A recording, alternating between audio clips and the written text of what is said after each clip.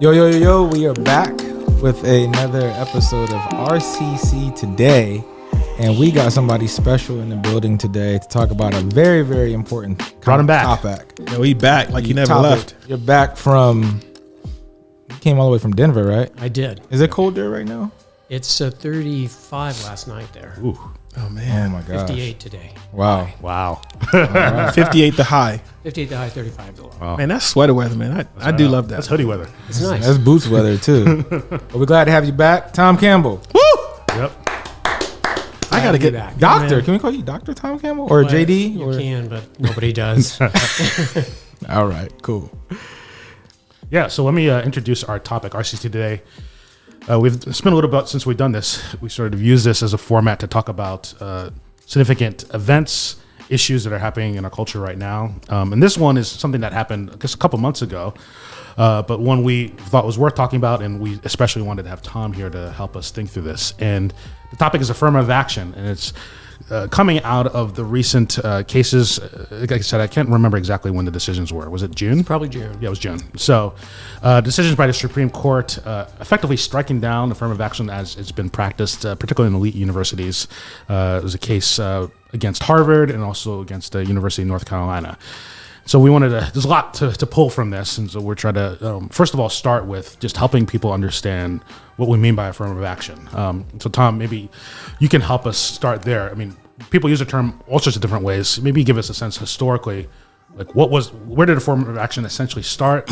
And then what did it become in terms of how we understand it being practiced, particularly in universities? Sure, I'd be happy to, and maybe a little review of some of the main cases before the recent case. Affirmative action, while not directly coming out of the Civil Rights Act, actually arose in our culture in the late 60s and early 70s, shortly after the Civil Rights Act. And the notion of affirmative action was that societal institutions, such as government and colleges, needed to be more proactive and take affirmative action to increase representation of minorities in some of the nation's major institutions. So the goal was representation. The goal was to increase the representation because in the late 60s and early 70s, if you looked at percentages in major colleges or government work or major corporations, media, they did not tend to be very close to the proportional percentage in the society. When you say minorities, you mean broadly, or was it specifically African Americans? You know, initially, Vermone, I think the focus was African Americans. It has evolved to be any group that's considered an underrepresented minority. Really, women for a while benefited from the affirmative action concept, and then other minority races have. So that was the notion. The notion was society should take affirmative steps to try to increase representation, initially of African Americans in certain particularly elite institutions, and then it expanded to other minority groups and also women. So those programs started. For instance, preferences given to minority-owned businesses in getting government contracts would be an example of what I'm talking about. Then it began to be challenged legally in the Supreme Court in the late 70s in a case called Bakke versus the University of California, Davis. The situation there was that the University of California of Davis Medical School let 100 medical students in each year. Only. 16 of them, those spots were set aside for what they called minority applicants. 84 were general applicants. Alan Bakke was a white male who was rejected from medical school at Davis. And even though his test scores and grades and other factors were probably higher than the average applicant who was admitted in that 16 spots that were set aside for minorities. So he went to the Supreme Court and said, look, that's racial discrimination against me. The phrase that was used at the time was reverse discrimination. So that's been around for a while. It's been around for a while. So this was in the 70s. The affirmative action had really been going probably less than 10 years when it was challenged under those conditions. So it went to the United States Supreme Court, and the Bakke decision was issued.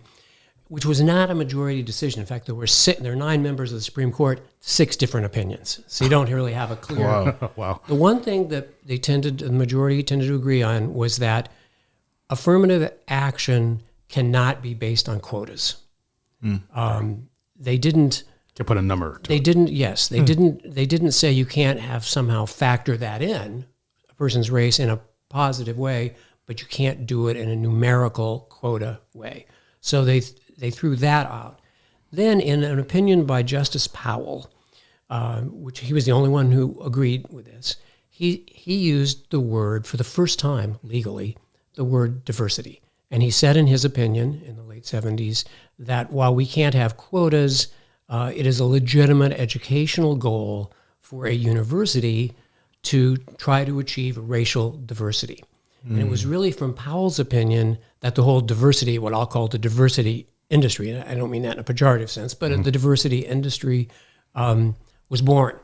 And for then the next 30 years, pretty much in major institutions, it was okay to consider a person's race if they were a minority or for a while a woman in a positive way. In other words, to give, to my words, bonus points based on that. And society kind of did that till the early 2000s. Then, in the early 2000s, the University of Michigan, you had 2 cases, but I'm just going to mention Grutter. A white woman was rejected at the University of Michigan. I think it was their law school. And she argued that she was discriminated against because of her race. And that it was a violation of the Constitution to treat people differently based on their race in college admissions. Michigan, of course, is a public school, so that's particularly true. So she was, in a sense, countering the Lewis Powell argument in the Bakke case. The significance of Grutter was that in this case, a majority of the Supreme Court, in a sense, adopted a version of Powell's diversity argument. And they said diversity, achieving racial diversity within a college student body is a legitimate goal for a university. And while there's they have to be careful about how they do it, it's okay for them to consider that and make that an educational goal. At the time, what was the split? What was the partisan split on the Supreme Court at the Grutter time? case was probably about 6-3. The leading opinion in Grutter was written by Sandra Day O'Connor, who of course was a Republican appointee. Okay. So it was a bipartisan majority. Okay. But I don't remember the precise split. She's the James. one who she mentioned the comment. Yes, I am. Okay. And so they said you can consider it for now. Yeah. And she said, in her majority opinion, she said, but we shouldn't need this forever. I think in 25 years, we shouldn't have to give racial preferences because we're making advancements. And if you look at the numbers from 1970s to 2000, there had been increased representation of minority groups in elite universities and colleges and that sort of thing. So just to pull this out, so it's because the implication being that we're sort of giving a leg up to minorities due to years of racial injustice. They've not had sort of the same educational support to be in a place where they could get in just on their grades and other background. Is that essentially? I think that's right. I think the rationale has always been we're playing catch up, to use my kind of jargon, and that. But as segregated schools ended in the 50s. Yeah. You have racial preferences in admission that over time, the historic disadvantages would be overcome by new generations. And O'Connor said 25 years. Now, she's saying then, because of that, there'll still be diversity. It just won't need conscious effort. I think she thinks it would be natural. It shouldn't happen naturally without government intervention. Okay. Now, Justice Ginsburg, who was on the court at that time, vehemently disagreed with Justice O'Connor in her dissenting opinion and basically said, I don't agree. I don't think we can pick a time when we're not going to need affirmative action. That's been the law since 2003 until this year. So for 20 years, that was the law. No quotas, but you can give, in a sense, in a non-legal sense, bonus points based on race to increase racial diversity. So then what happened in the Harvard and University of North Carolina cases in broad brushstrokes is that Asian American students at these two universities said, we are being discriminated against because based on giving racial preferences, we have applicants who are turned down at Harvard and UNC so that spots can be given to African Americans and Hispanic students. Those were the two kind of target groups, and Asian Americans were the. So in many ways, a difference from before. Before it was white people doing it. Now it's a minority group. Right. In the case. Right. And it's very interesting. There wasn't a big white versus minority issue in these cases. They were kind of out to the side. They kind of Interesting. because the Asian Americans said we have quality people being rejected at Harvard because we're not black or Hispanic, because we're Asian American, and that violates what's called the 14th Amendment, the Equal Protection Clause of the 14th Amendment that says the law should apply equally to everybody. And so that was the case that was brought up to Harvard. What was the evidence that they brought against? Like, there was some substance to that. So I mean, that's why. Absolutely. But what were they? Well, what happens is they go into great detail, probably more detail than we have time for. But they went in great detail to show how what Harvard did was they had a multi-factored approach to their admissions process, and one of the factors they gave plus points for was race, and they had I want to make sure I use the right. They had what's called the LOP stage, LOP, which is the last stage in Harvard to get all the people. They say, well, these guys are all qualified, and then they look at the racial distribution of that group, and they wanted to basically keep the racial distribution the same now as it's been the last 10 years. And for instance, for African American applicants, I don't remember it's somewhere between 14 and 18% of Harvard new admittees are African American, which is either at or slightly higher than the proportion in society as a whole.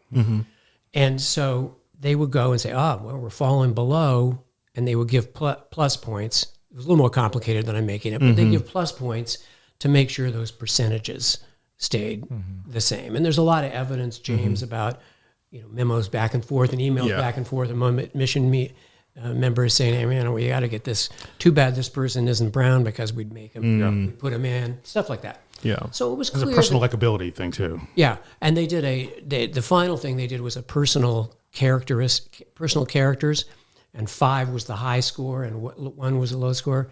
Asians overwhelmingly were given 1s, and African Americans were overwhelmingly given 5s on the personality, which is a pretty subjective score. And the Asians argued that was simply to exclude us and get the numbers up.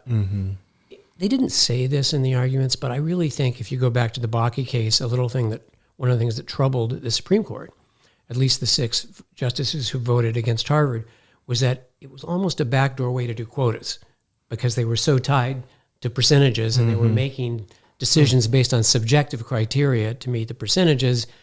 And so they were technically not quotas like in the Bakke case, but it was working out like that. So the Supreme Court ruled against Harvard and the University of North Carolina. Let me make one other comment, and then let me stop. I can go into the opinion more, but I don't want to go too far. Yeah, that's good. The thing you have to, of course, realize, as you all do, that this is kind of a zero-sum game. There are more qualified applicants of all colors and races for Harvard than there are spots at Harvard. The same is true at University of North Carolina. May not be as famous as Harvard, but same thing. So you do have a bigger pool of really qualified people, not depending how you define qualified. Yeah, this isn't really, most of us would say, yeah, they're qualified. This isn't a situation where an Asian who was qualified was being rejected over someone who was not qualified. This is 2 equally qualified. No, I would not say that, James. Okay. I would say because you had an Asian who was qualified, let's say a Hispanic who was qualified, but the Asian was arguably more qualified. Higher test scores, higher grades, more activities. That was the evidence. But Got it. But not everybody agreed with the evidence. In fact, some of the lower courts didn't agree with that evidence. They ruled for Harvard. But it's a little different than than exactly equal. Yeah. Because, Okay. it's hard to actually say two people are exactly equal unless you did just do. But on like test score, I'm thinking in regards to like GPA, test scores, like that kind of thing. Obviously, from character and likability and those kind of things that are a bit softer. Yeah. It's harder to say. But when it comes to like GPA, tests, some of the Asian, some of that they had stuff, higher. or those The things. higher Asians than would say everyone. the Asians would say we were higher, and those hard numbers. And you use soft, what your word, James, soft criteria to escalate this person Interesting, above me, and that was really the nub of their Argument. Interestingly enough, whites aren't impacted by Harvard because whites get in. You have a lot of qualified whites, of course, too, but they get in based on what's called legacy. Yep. Which means their parents. Which is a whole went, nother RCC Today thing. right? That they went in because of their parents and or donations, or sports. Interestingly enough, a lot of the white spots at Harvard are filled by sports, which may be contrary to those of us who are just football and basketball fans. But there's other sports But that you got golf, and Lacrosse, you have crew. squash. So that's what they decided. Now, I've got some quotes from both sides we can get into, but maybe I should stop here and see That's if you great have any context. reactions, or if you want me to go more in detail into the opinions. That's great context. So thanks for that. Very good context. Yeah, I mean, I think it'll be good to then sort of get into sort of what, sort of to zero in, I think, on what Robert said, and then I think it's interesting to talk a little bit about what Robert said, and then contrast. Then Thomas sort of did a concurring opinion, but with different sort of effort, different argument, sort of as contrasting Thomas with Jackson. So they're both black. Right. And the very different ways in which they sort of approach this. Jackson, of course, was dissenting. Right. So yeah, let's start with the majority opinion with Thomas. Okay. So it was a 6-3 vote. The 6 Republican appointees voted against Harvard, and the 3 Democratic appointees dissented. The major dissenting opinion was written by Sotomayor, but Justice Jackson, as Ramon points out, also wrote a dissenting opinion. Similar arguments for both. Let me read a couple quotes from Chief Justice Roberts' majority opinion to try to, in a really quick way, say what the argument was. At the very end, he said the following. He said, "Nothing prohibits universities from considering an applicant's discussion of how race affected the applicant's life, so long as that discussion is concretely tied to a quality of character or unique ability that the particular applicant can contribute to the university. Many universities have for too long wrongfully concluded that the touchstone of an individual's identity is not challenges bested, skills built, or lessons learned, but the color of their skin. This nation's constitutional history does not tolerate that choice." And Robert's basic argument is you can't use skin color as a surrogate for substantive diversity, that you really need to look at each individual. And if an individual can make a case in their particular life that race had a big impact on them and makes them, should make them an attractive candidate for Harvard, that's fine. But you can't do it in big groups. Blanket terms. He consistently used the concept that the way Harvard and UNC is doing it is stereotyping. They're assuming that everybody of a certain skin color thinks the same, acts the same. Like treating everybody like a monolith. Yes, you create diversity. You can base diversity just on skin color and not on substance. So that's, I'm oversimplifying Chief Justice Roberts' analysis, but that's really what he said. He said, look, you can consider it, but not, you have to look at an individual. You can't just put people in groups and assume based on race that they all think this way, and you're creating diversity just based on race. Now, Justice Thomas agreed with that, but he went on to say his arguments are a little different. He said that he would have agreed with what I just said on Chief Justice Roberts, but he had 2 additional thoughts. First of all, he believes that affirmative action has stigmatized blacks.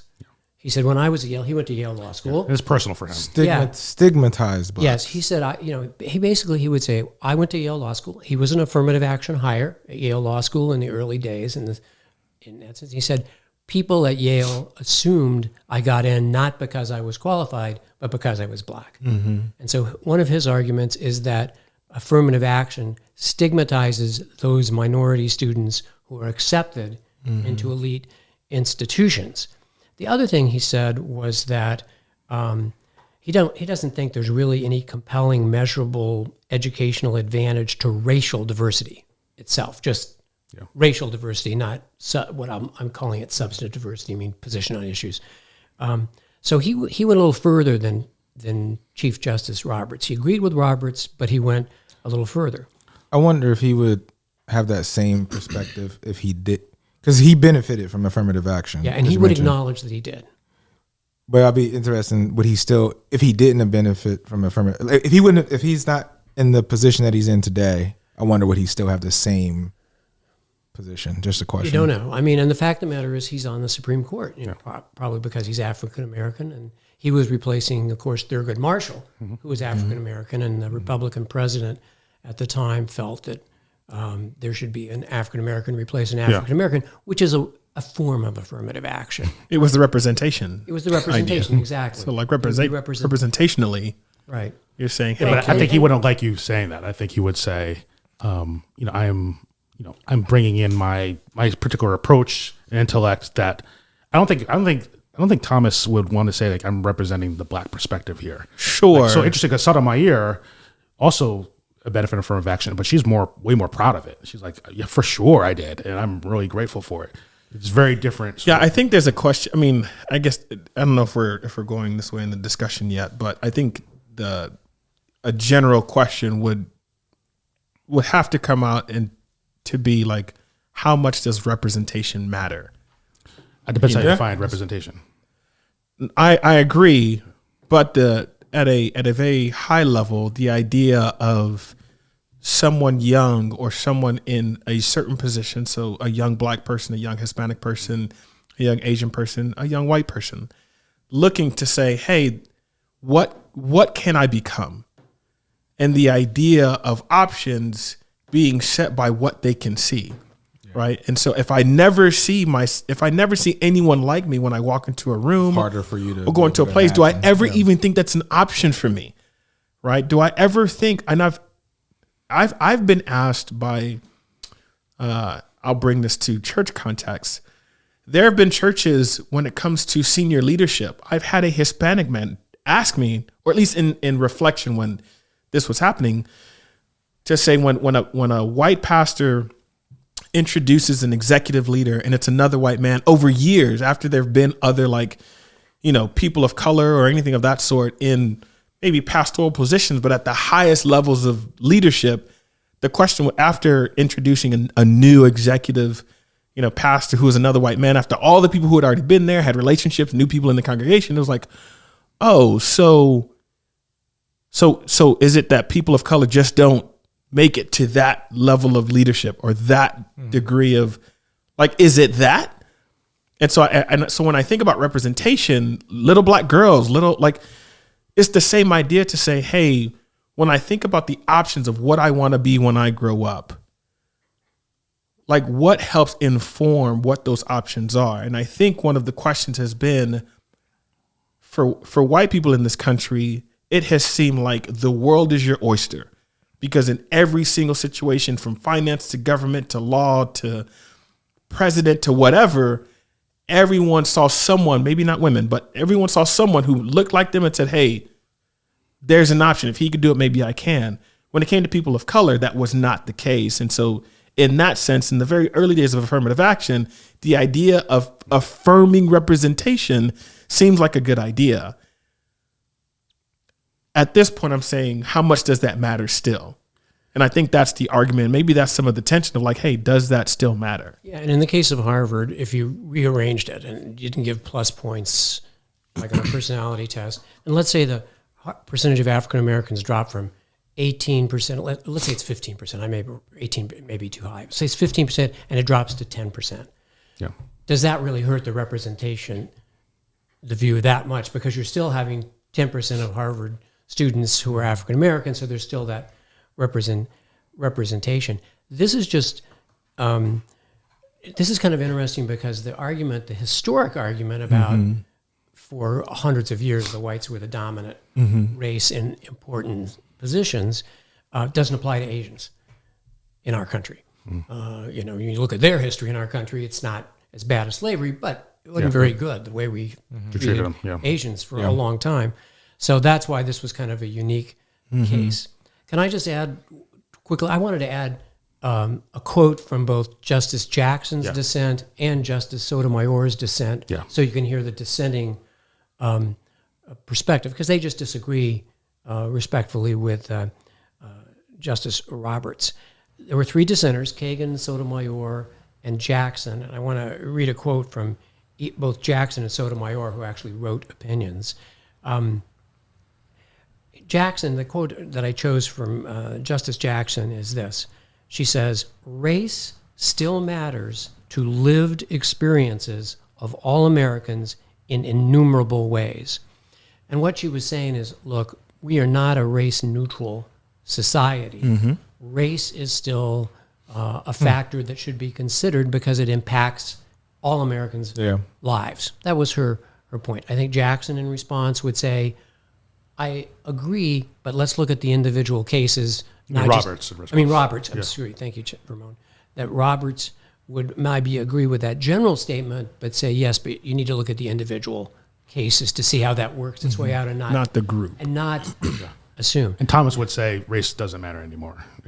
We're right. He would say that if you do that, you're going to. I mean, his big point is if you were to consider race, you are stigmatizing the ones who are given preferences. I also think he thinks that we're generally a race neutral society now. He thinks. Yeah, I'm not sure whether he thinks we're totally race neutral or whether he thinks we should be. I mean, those are two different conclusions. I just don't know where he's at, Ramon. I do want to also mention Justice Sotomayor, who wrote the main dissenting opinion, her opinion is similar. She says if you can't assume race neutrality. She says if you assume race neutrality in our society, you're going to hurt black and brown applicants.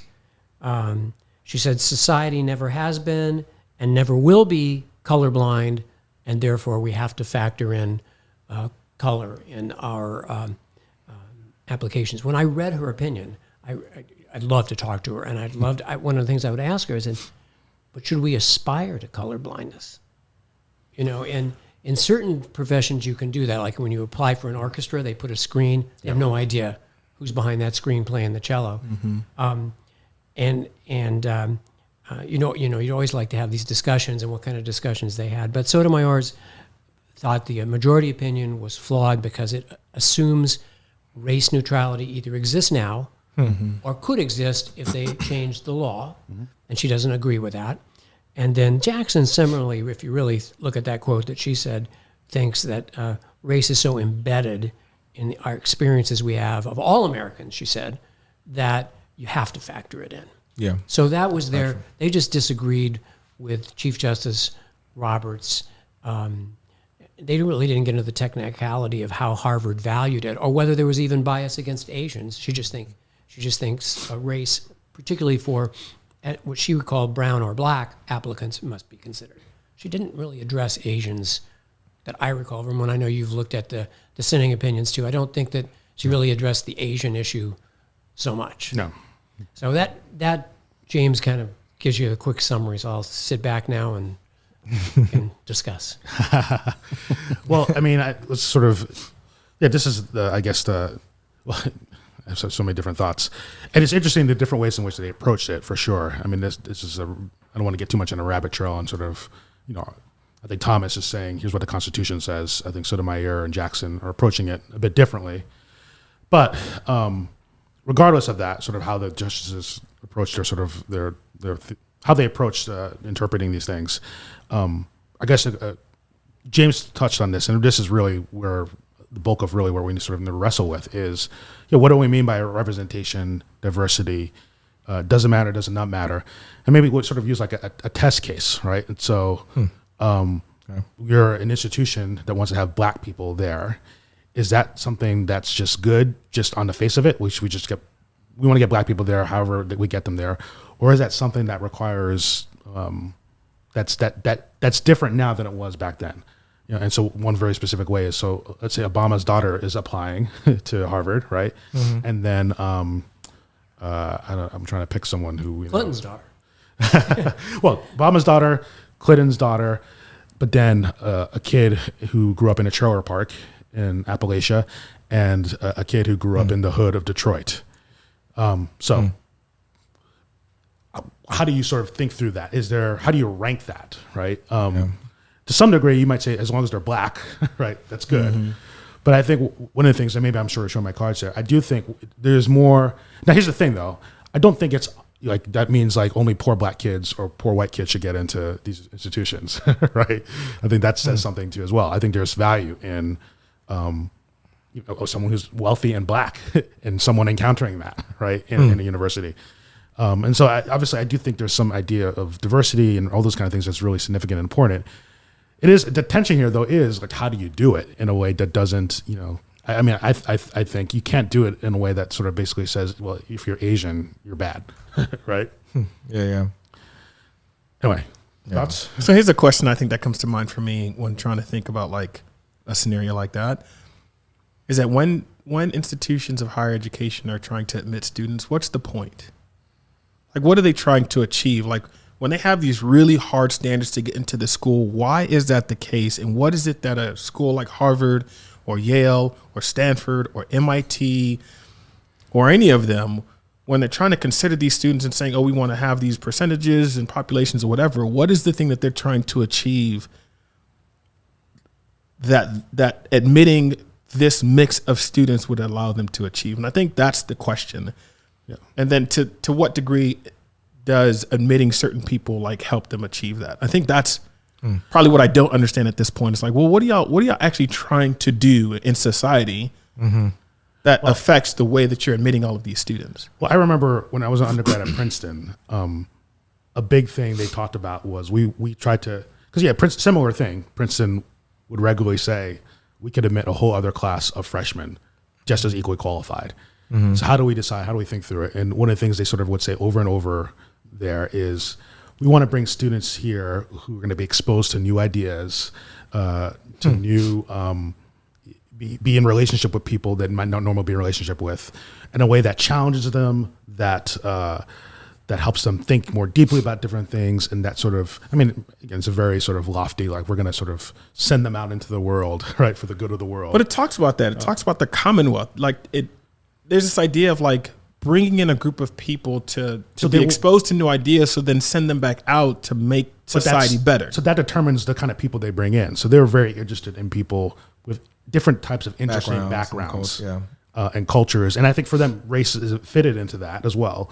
But I think of the people in my dorm room, and I sort of saw like what I could see. I could almost see what they were thinking. Like, we're going to put, we got Vermont, Haitian background from New Jersey. He's going to be roommates with a guy from Switzerland who's American but grew up in Switzerland and so more European in his approach. And then we're going to have this guy who's one of 13 kids, grew up in Texas, and this other. It was just sort of this other Asian American. I forget where he was from, and it was just all this sort of range of different types of people.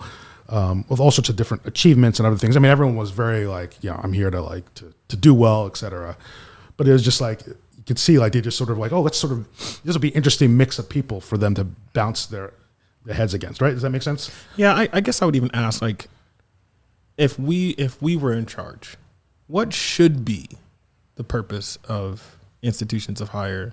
And Todd, what's your Tom, as a Christian, how would you think through that? It's hard. When I think,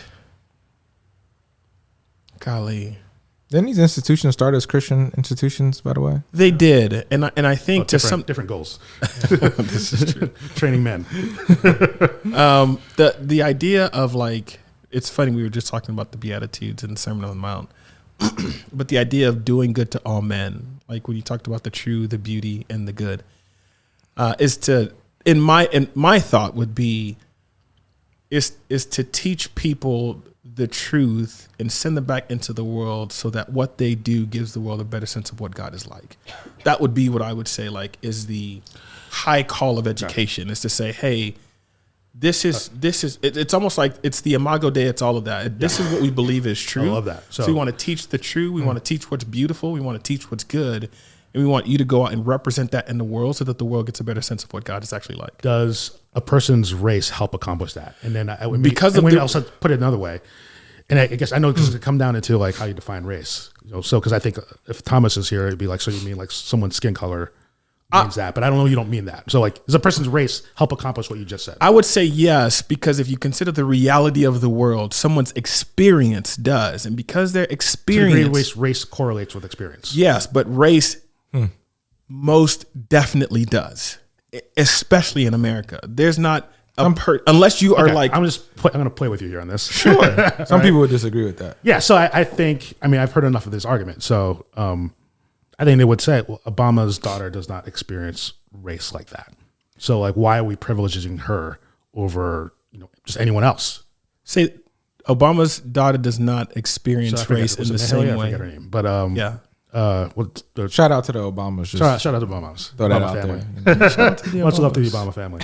But you're saying should she be privileged?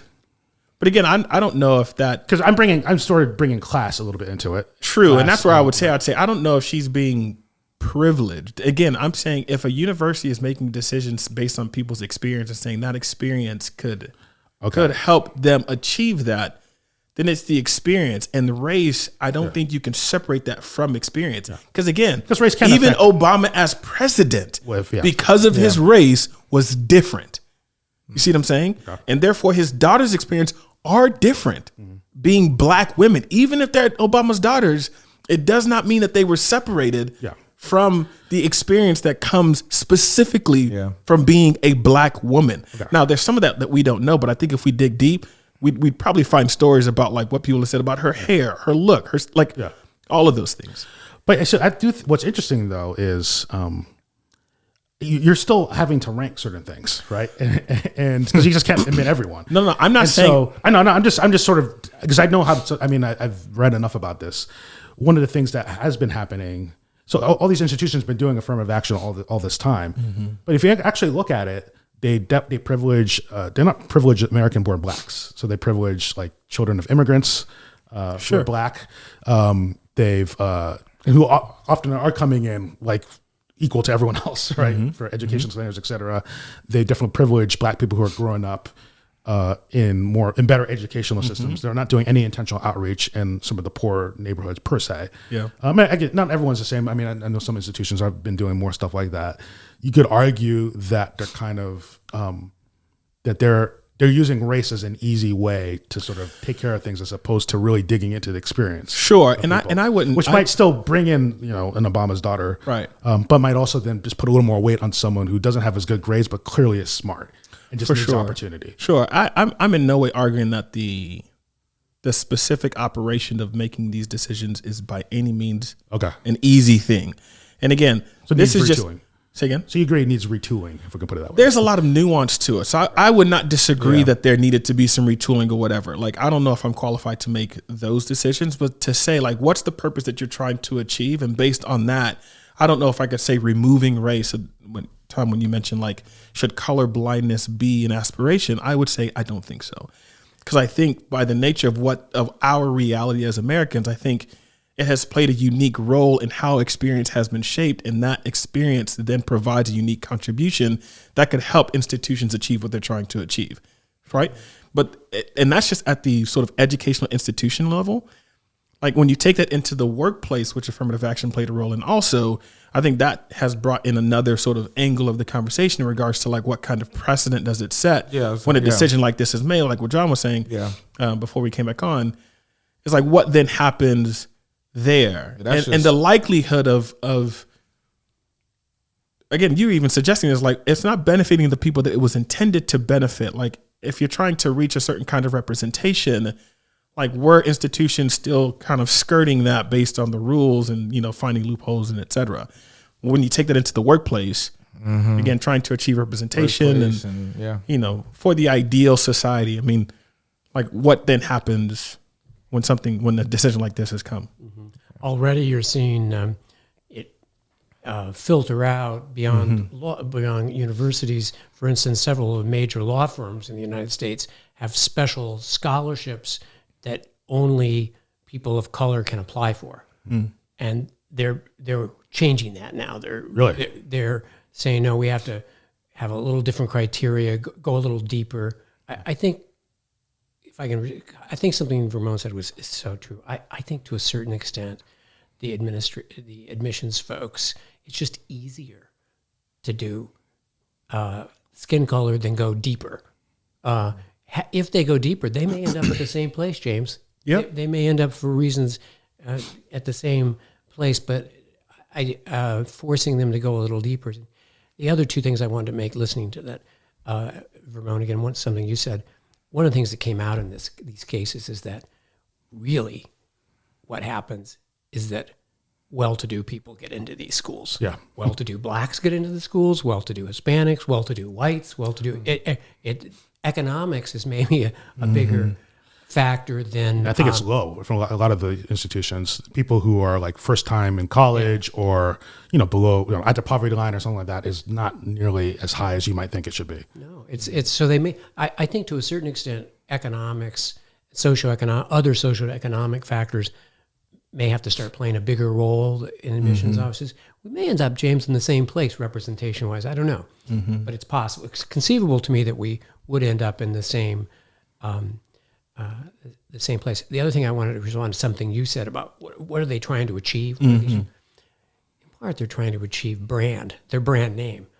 Frankly, Obama's daughter was going to get into any college she wanted because people wanted presidents' children in their school for their brand. She could have been purple, and she would have gotten into Harvard as Clinton's daughter did, as Bush's daughter did. I mean, so there is a brand. Of course. To a certain extent, they make these decisions based that makes on, sense. is this going to help our brand? For sure.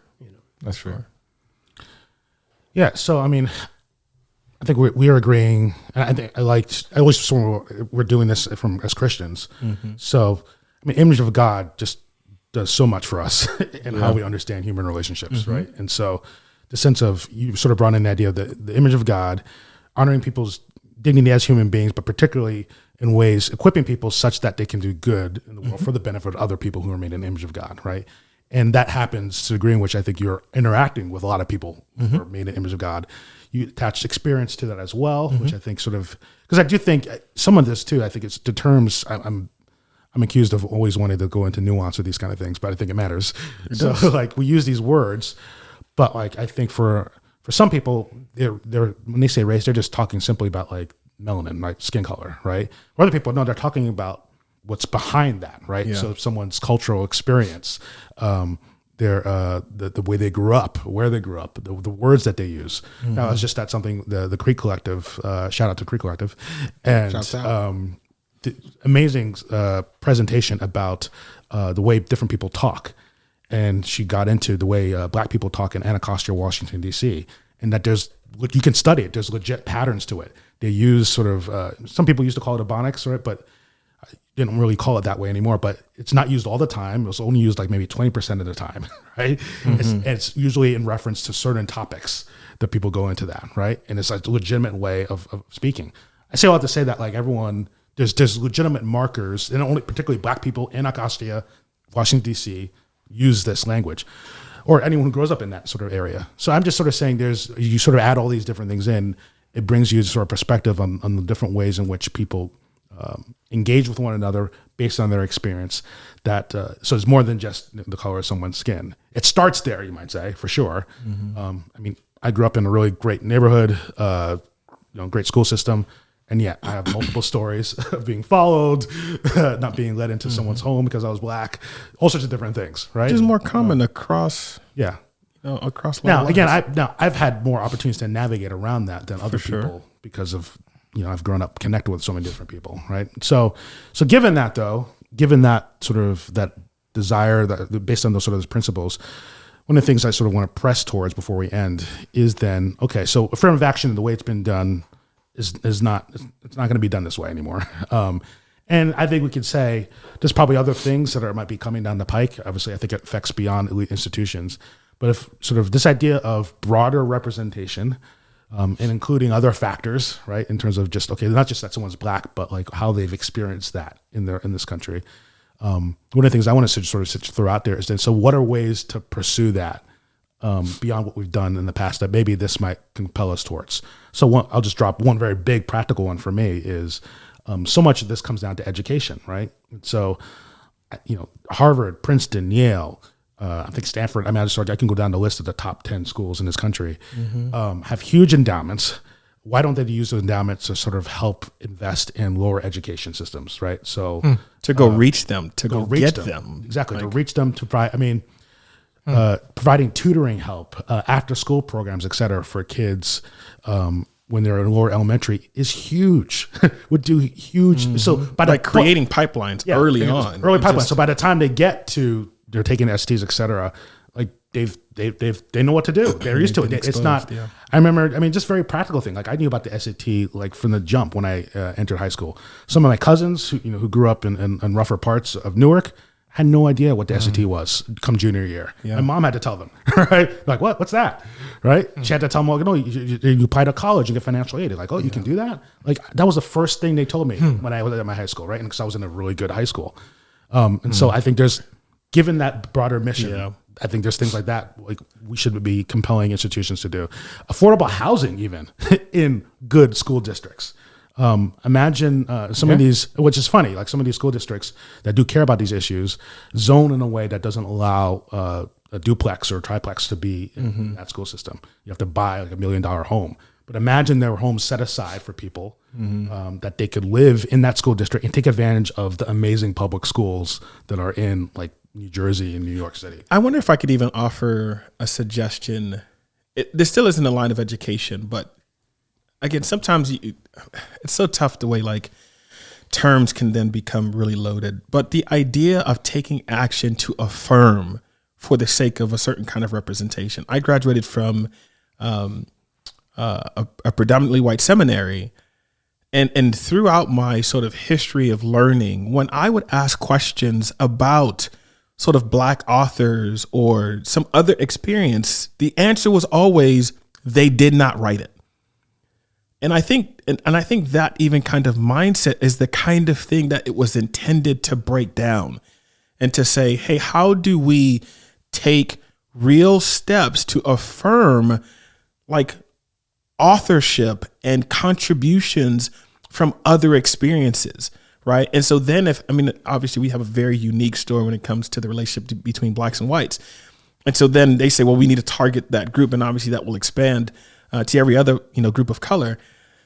But for something like that, where you say, okay, if we're going to talk about theological history, right, and the contributions to how we in America have gotten to this theological state, this course of thinking, then it's not going to come through this same sort of Eastern than Western than American sort of like string that is typically taught in, I don't know, probably I won't say every, but just about every major seminary, versus saying, hey, we're going to change that curriculum and include these voices because we know the legitimate voices that influenced even an MLK, who we all will say, hey, that is a voice that we all want to hear. But you got to go, well, that voice was shaped by a slew of others that are not included in this curriculum that you're even being exposed to. Like in my historical theology class, I think we had 2 slides, Charles Harrison Mason and Richard Allen were the only 2 slides in the American church history, influences. 1, 2, and then it was on to the next. And so when I think about like actions that affirm sort of these contributions so that you see that kind of representation, because again, even, I'm a son of immigrants. I'm a Nigerian American brother coming here, and I'm just thinking like, man, here's an Ethiopian eunuch that talked to a disciple who was like 1 degree away from Jesus. What happened after him? He went away rejoicing after he was baptized. Then what? Now I'm in America and I don't know what happened between all that. And none of those authors were sort of like exposed to me from the experts. And I'm going, how do you solve that problem at scale? Right. And that's why when I think about affirmative action, I'm not just thinking about trying to I get the idea of stigmatizing because people didn't think, oh, you're just giving a handout. I'm like, one, that's not the case. Two, maybe that was the case in certain cases. Like, I don't know the nuances of all of it, right? And if that was happening, of course, people want that to be retooled. A lot of people got handouts in the past, though. Right. So All reasons. We're in that conversation. Sure, that's another RCC Today, but I hear you. But to just, when you think about a problem like that, right? My personal experience, you go like that. I'm not the only one who hears that. How do you solve that at scale to say, hey, y'all need to do a better job at exposing young people so that, again, even the representation of thought and how we got here isn't all given credit to one specific line, right? Because that affects the way people will think and how they value and what they think is good, right? And true and right. And if it's all just considered like to be from one line of thought, that honestly was like in most cases all white, you go, well, that's not even the truth, right? And so then how does somebody represent God in the way he actually is if we're not exposing them to the full manifold like truth of that comes from all of our experiences, you know? Well, no, I just wanted to hear from you, Tom, in terms of just sort of, I mean, I'm not sure you could hear from you one last time here in terms of just sort of how do we think through this? What do you think things are going? Well, how do you think of this as a Christian? Well, as a Christian, I think the key thought for me is that everyone is made in the image of God. Mm-hmm. Therefore, in his eyes, everyone is of equal value, mm-hmm. and everyone should be respected. So I think the notion of dealing with people, if we go back to college admissions, on an individual basis with respect and sensitivity is actually a good way to do it. That using race or economics or legacy or whatever mm-hmm. as a substitute for doing actually looking at this person as a person mm-hmm. and making some judgment as to, is this the person we want in our institution? You're never going to be perfect. Yeah. But for me as a Christian, I like the notion of treating people as individuals and not stereotyping or prejudging them based on any superficial factor, not just race. There are all kinds of other, I get judged based on economics sometimes, mm-hmm. and sometimes based on my age, and sometimes based on my hairline, so that's my broader perspective. Okay. I think we have to treat people with respect, know that they're made in the image of God and deserve respect. There are still times in life when you have to make choices mm-hmm. between two people, and but to the extent you can make your decision based on actually knowing those individuals and making a judgment, I think that's a better system than using easy things as stereotypes. Yeah. We've used all kinds of easy things as stereotypes, not just race. Well, with that said, affirmative action, we can continue to keep talking about this because this is such a very, very comprehensive topic. But we thank you all for listening in. Tom, welcome back, man. Thanks for being here. Welcome back, man. Welcome flew back. in just for this, Jay. The vast budget we have flew in. Yeah. Make sure that are listening, like, share, and subscribe. Yep. And as we always say, love God, love people. We are out.